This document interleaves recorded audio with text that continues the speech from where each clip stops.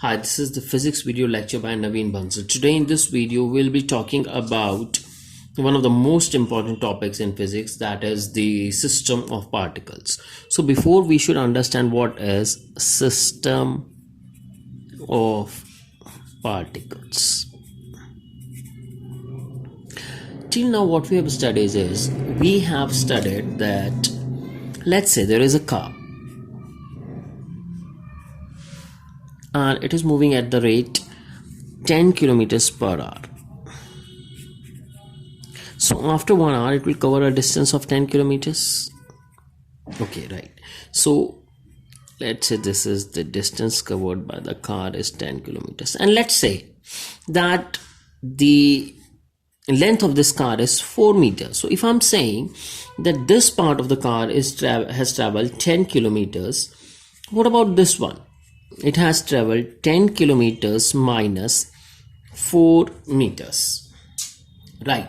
So in this case we can say that the two parts of the car has traveled separate distances.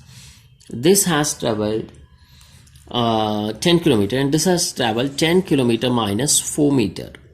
So now we will not consider everybody as a particle or a unit mass. What we will do is we'll consider it as a system of particles, or in more simpler language we can say everybody is made up of number of particles, hence we can call it a system of particles. In order to be a system of particles, there is a force, that we need a force which binds it. I'll give you an example. Let's say this is my mobile phone, right? And if I place it here, the entire phone will move here. Why? Because the entire phone means the speaker, the microphone and every other thing, because it is bounded in a case, right? So that means the case is binding the contents or the parts of the mobile phone. But let's say if we have two blocks, if I move this block, will this block be also moved? No. Why? Because they are not a system, they are not connected with each other. But let's say if I'll connect these two blocks together, wherever this block will go, this block will also move, right? Why? Now they have become a system and they are attached by a force which is thread in that case. So now I hope now you understand that in order to become a system of particles, a force needs to be there which binds them together. So let's say now what we will do is we'll still consider this as a single particle which is moving, but now we have to introduce a new concept which is called center of mass. So first of all we should understand what is center of mass, right? So next we'll do what is center of mass. So now what is center of mass? Center of mass is that point of a body where the entire mass seems to be concentrated. So now we'll be saying center of mass. So what is center of mass? Center of mass is that part of the body where the entire mass seems to be concentrated.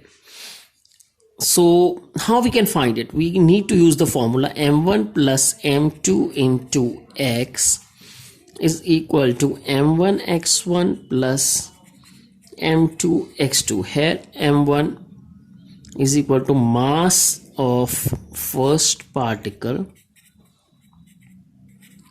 x is equal to distance of center of mass from origin, x1 is equal to distance of mass 1 from origin, m2 is equal to distance of mass m2 from origin. Now let's say this is mass m1, this is mass m2. Center of mass will be lying somewhere in between the two, right? So let's call it x1, this distance, and we'll call this distance x2. Got it? So when I'm saying origin, right? So when I'm saying origin,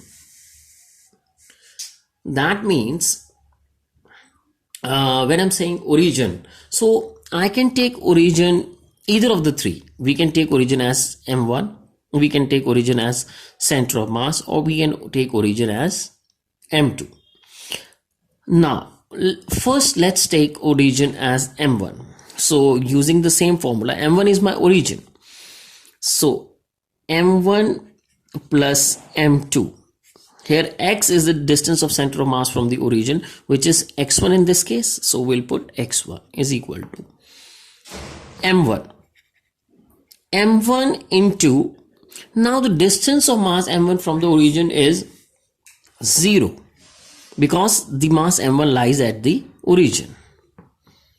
Now m2 into x1 plus x2, because the distance of m2 from the origin is x1 plus x2. Now we can take center of mass as origin as well. So in this case 0 into x1. Now I'm taking this as origin. So 0 into x1 is equal to m1 into x1 plus m2 into x2. Now I need to put minus sign in front of m1 x1. Why? Because m1 is on the left hand side of the origin, so it is in the negative direction. So from here we've got m1 x1 is equal to m2 x2. This is one of the most important formula when we are talking about the center of mass, right? So we'll see in the next video how we can use this formula to solve these questions, as well as what other information we can get from this formula. Okay, so wait for the next video. Okay, thanks.